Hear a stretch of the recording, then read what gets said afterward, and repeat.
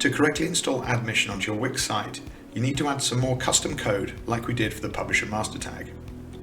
Before you begin, however, you'll need to turn on adMission in the Awin UI.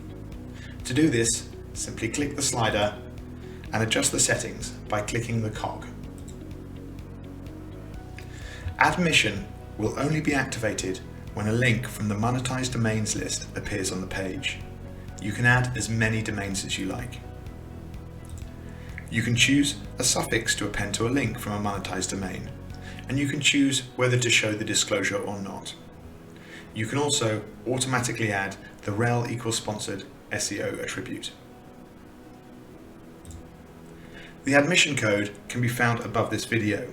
You will also need to enter the disclosure text you would like to be displayed into the code snippet. To add the code, I need to go back into custom code from the settings menu.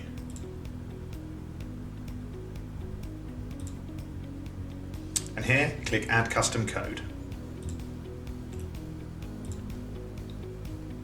The adMission code should be pasted into the first box, and you should give it a name.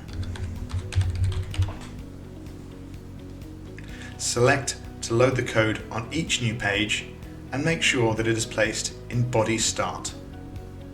Finally, click on Code Type and make sure that it is marked as Essential.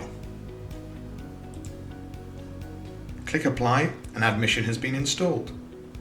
It is worth noting that regulations on disclosure differ according to region. On Wix, I have been able to place the disclaimer message at the top of the page.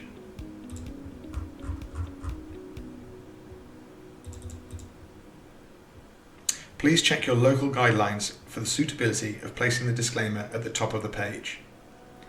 This step makes sure that the disclosure is displayed. The next step is styling the message so that it is both compliant and works with the look and feel of your site.